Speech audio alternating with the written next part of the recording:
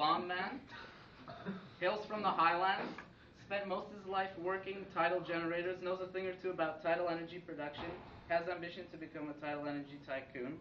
The butler is a warm-hearted, intelligent, brave, blonde butler.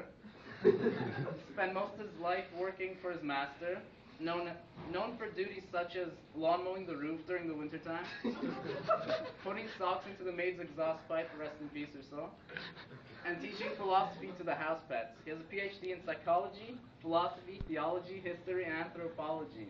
He likes the butler as well. Master Watt, also known as Electro Dog in the story, is a charismatic blonde man.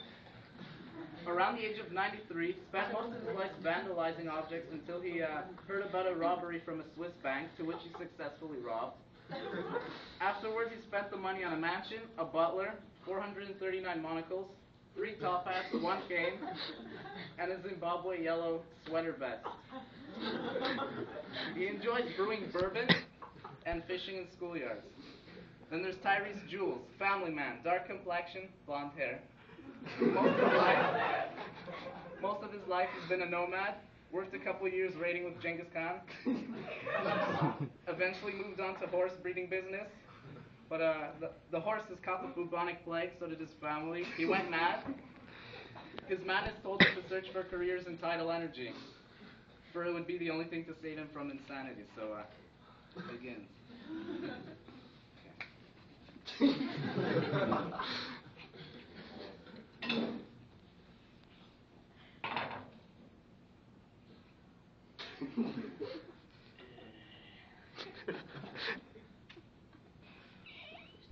Hey there. Exquisite day to you, sir. How was your trip to the Bahamas? It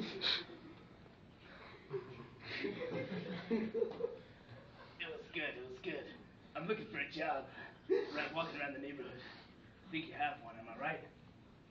Why, sir, I'm only a butler. I would not know what you're talking about. What can I do to help you? I'm only the butler of this fine establishment, sir. It occurred to me your boss is looking for a man of tidal energy expertise. Oh, why, in that case, sir, yes, come right along, sir. Come on, sir. Sir, come on.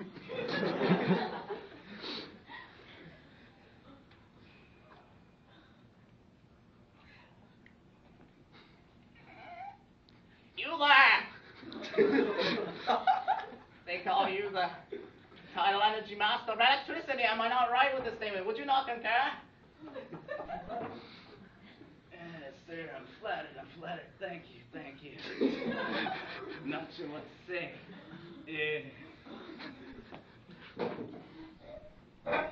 All right, then. You wanted to see me, then. What is it that you have for me? Looking for a job. Tidal energy. All right, then. You can call me Electro Dog. Sit down. Would you like a bowl of batteries? No, thank you. Don't fancy myself some batteries. Well, I'll have one for myself.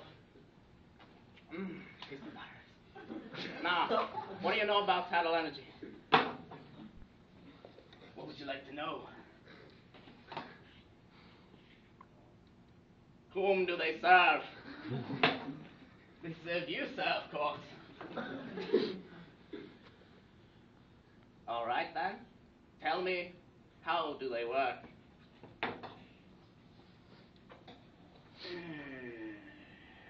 Well, tidal energy, also called tidal power, is a form of hydropower that converts the energy of tides to useful forms of power, mainly electricity. Tidal energy is produced through the use of tidal energy generators. These large underwater turbines are placed in areas with high tidal movements and are designed to capture the kinetic motion of the ebbing and surging of ocean tides in order to produce electricity. Your analysis is interesting. Tell me more.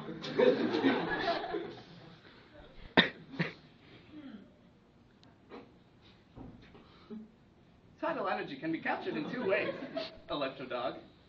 Through the tidal barrage, where tidal energy can be harnessed using a barrage or a dam, built across the estuary that captures the potential energy generated by the charge in height between high and low tides.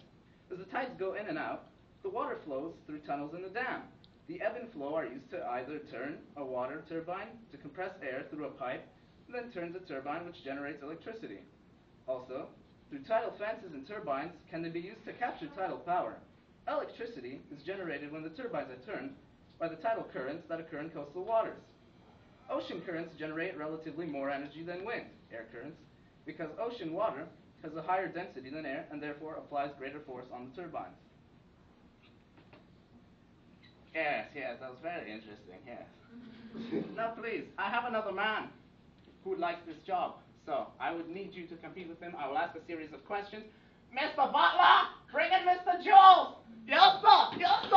Yes, sir! I'll bring in Mr. Jules right now, sir!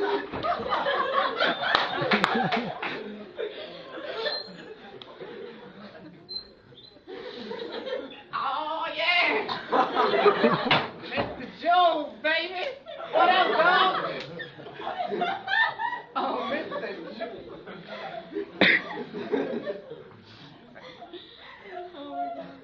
Oh, Mr. Jules, so full of energy, so full of life.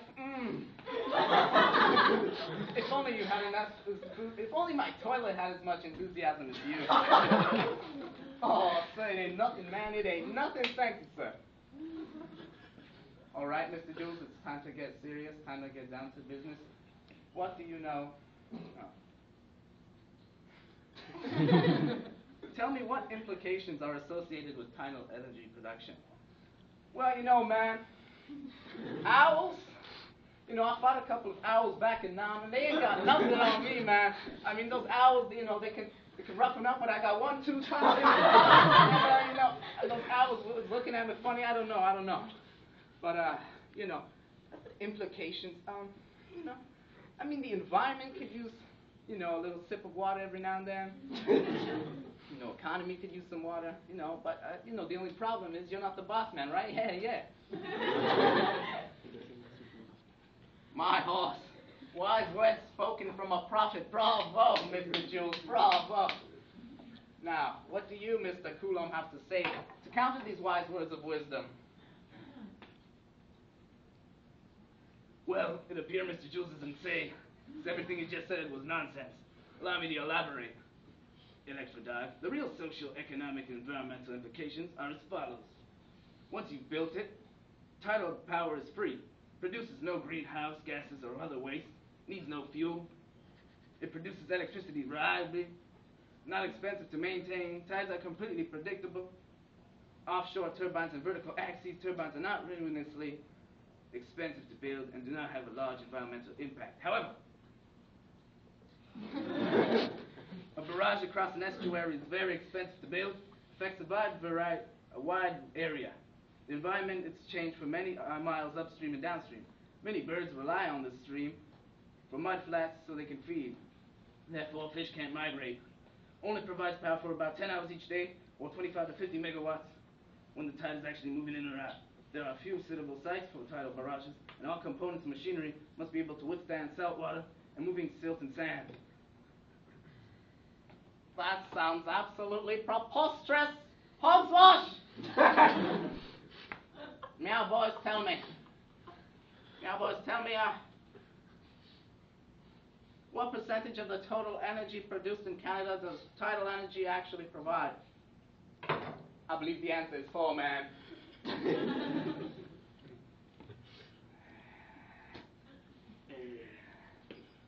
Electrodog, Statistics Canada say that in 2007, the leading type of power generation by utilities in Canada is hydroelectricity, the share of 58.7%. That means tidal energy is a form of hydroelectricity, and therefore, half the energy used in Canada is potentially by tidal energy. Yes. Final question, boys. How efficient is tidal energy, and what are some methods that are being employed or proposed to improve the efficiency of and/or sustainability of tidal energy? Man, it's good, man. Trust me, I've been around dogs. I've seen their posterior view. I've seen their dorsal fin. And I know they can do some good things. Man, trust me. I promise with my left eye you'll make millions with this technology. Trust, man.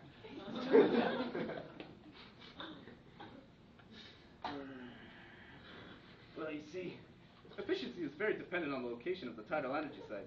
Greater tidal variation and higher tidal current velocities can dramatically increase the potential of the site for tidal electricity generation. Unfortunately, tidal power has traditionally suffered from relatively high cost and total availability.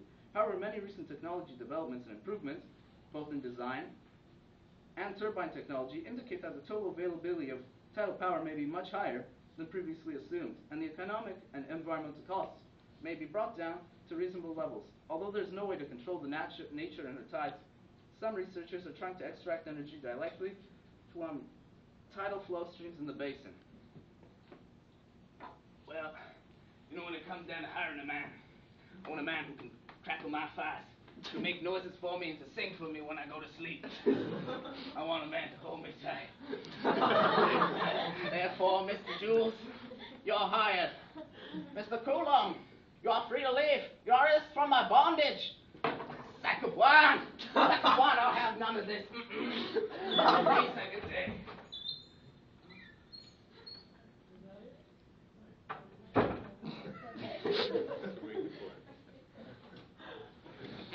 Ha ha